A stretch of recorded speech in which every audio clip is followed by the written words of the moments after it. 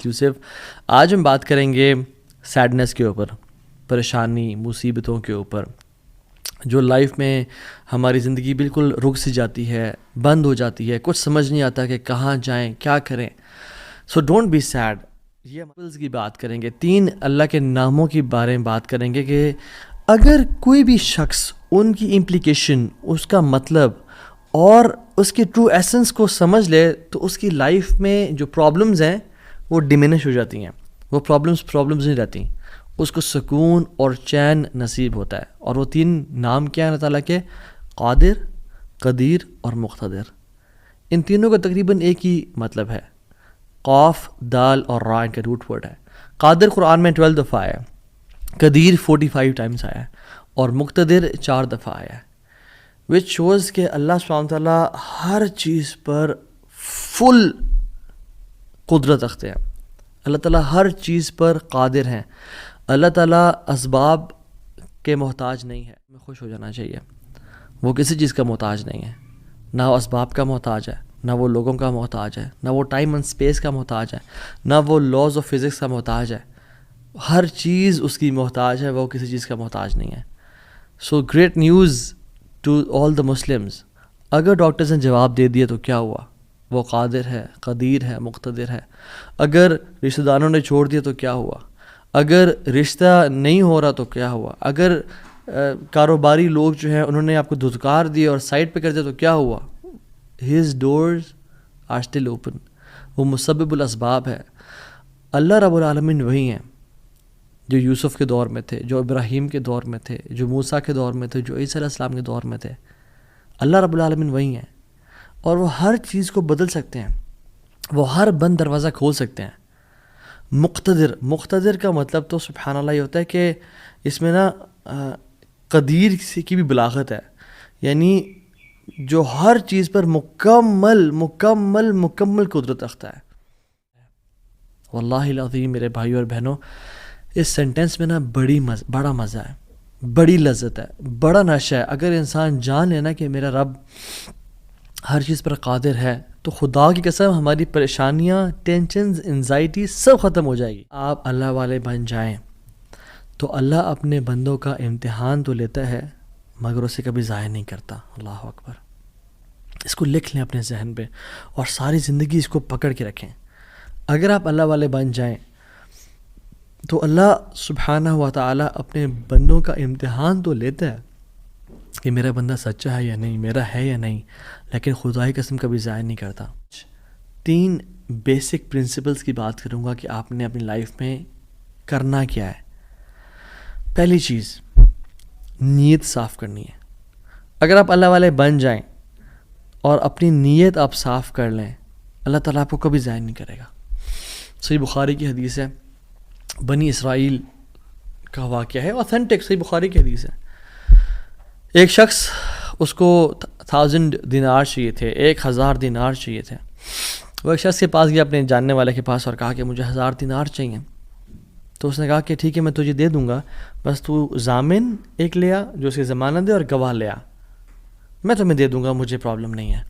وہ شخص مسکین تھا، کوئی اس کے جاننے والا نہیں تھا، لیکن اللہ والا تھا وہ. اس نے کہا دیکھ میری بات سن، میرا ضامن بھی اللہ ہے اور میرا گواہ بھی اللہ ہے. میں اللہ کو گواہ بنا کے کہہ رہا ہوں کہ میں تمہیں واپس کروں گا. اس کو اس بندے کی تقوی پہ یقین آیا اور اس نے کہا کہ چلو میں دے دیتا ہوں، یہ اللہ کو گواہ بنا رہا ہے، اتنا بڑا جھوٹا تو نہیں ہوگا. اور یہاں پہ آئے پاز، میرے بھائیوں بہنوں، پاکستان کے لوگوں، انڈیا، بنگلہ دیش، جہاں سے بھی لوگ دیکھ رہے ہیں، اللہ کا نام لے کے نہ کبھی کسی کو دھوکہ نہ دو. ویسے بھی دھوکہ کسی کو نہیں دینا چاہیے، لیکن اسپیشلی اللہ کی قسم کھا کے یا اللہ کا نام لے کے کسی کو دھوکہ نہ دو.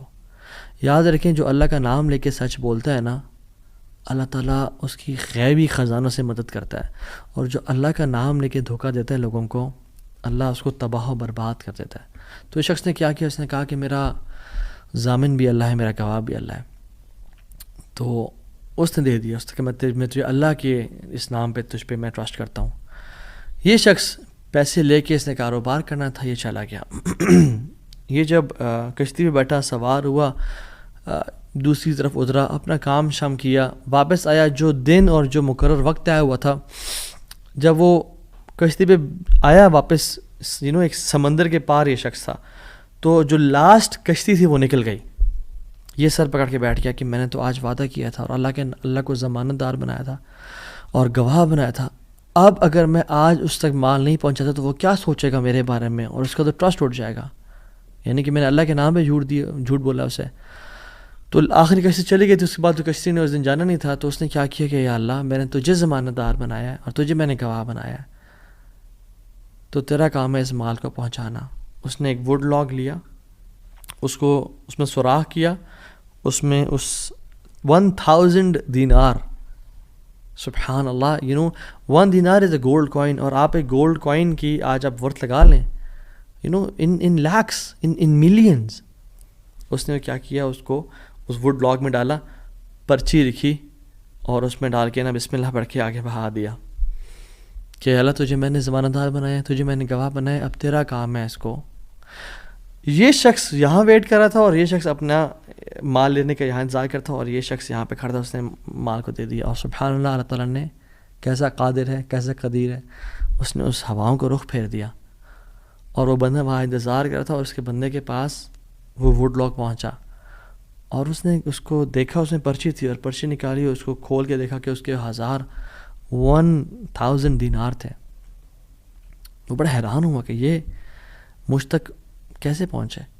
خیر, یہ جو شخص تھا جس نے بھیجے تھے, یہ اگلے دن دوبارہ جو سب سے پہلی کشتی ملی اس پہ روانہ ہوا اور اس بندے کے پاس پہنچا اور 1000 دینار لے کے الگ سے کہ پتہ نہیں وہ پہنچے نہیں پہنچے, میں اس کو اس کا حق تو دے دوں. اس نے کہا کہ یہ تمہاری امانت, معذرت تھوڑی تاخیر ہو گئی مجھ سے. کہتے ہیں تو کل تم نے مجھے پیسے نہیں بھیجے؟ کہتے ہیں میں نے بھیجے. پھر اس نے کہا جس رب پہ تو نے توکل کیا ہے نا, جس رب کو تو نے ضمانت دار بنایا تھا, اس رب نے تیرا مال مجھ تک پہنچا دیا, مجھے اس مال کی ضرورت نہیں ہے. ہم کیوں بات پریشان ہوتے ہیں؟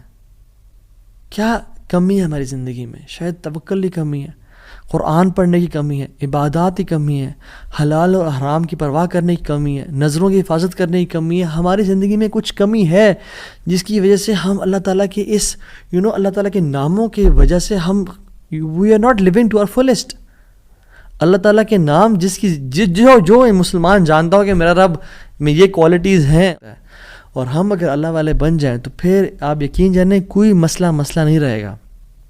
ہر پریشانی کو وہ آسانی میں ایسے بدل سکتا ہے. اس نے صرف کن کہنا وہ بدل جائے گا, صرف ہماری نیت صاف ہونی چاہیے. جو بھی نیکی کریں اس کی اجر کی امید صرف اللہ سے رکھیں. پھر دیکھیں اللہ قدرت کے مناظر کیسے دکھاتا ہے آپ کو. پہلی پرنسپل کیا تھا؟ اپنی نیت کو ہمیشہ صاف رکھیں, اللہ تعالیٰ کے لیے کام کرنا, جھوٹ نہیں بولنا, دھوکہ نہیں دینا, فریب نہیں کرنا. ہم نے اللہ کے لیے اپنے ہر کام کو کرنا ہے, اللہ کی رضا کے لیے کرنا ہے. دوسری چیز, نیکی کے اجر کی امید صرف اللہ سے رکھنی ہے ہم نے. اور پھر دیکھیں اللہ تعالیٰ کیسے آپ کے دروازے کھول دیتا ہے. اور میری بہنوں, آپ کی لائف میں پریشانیاں ہیں, مشکلات ہیں, زندگی تنگ ہے, آپ اللہ کو اس کے ناموں سے پکاریں, آپ اپنی نیت ٹھیک کریں, آپ اپنے اجر کا سوال لوگوں سے نہ کریں, صرف اللہ سے امید رکھیں. پھر دیکھیں آپ کی زندگی کس طرح سے آسان ہوتی ہے. یہ میں ہماری جو مشکلات ہیں, پریشانی ہیں, وہ دور کر سکتا ہے. بس ہم نے کرنا کیا ہے, ہم نے گناہوں سے بچنا ہے, ہم نے نیت صاف کرنی ہے, ہم نے حرام سے بچنا ہے. میں آپ کو مثال دوں. تیسرا جو پرنسپل ہے وہ یہ ہے کہ حرام نکلنے سے بچیں. پہلا پرنسپل نیت کو صاف کر لیں. دوسرا پرنسپل اللہ کی رضا کے لیے سارا عمل کریں, اللہ کو خوش کرنے کے لیے تمام اپنے اعمال کو رکھیں اور صرف اس سے اجر کی امید رکھیں. اور تیسرا پرنسپل حرام لقمے سے بچیں.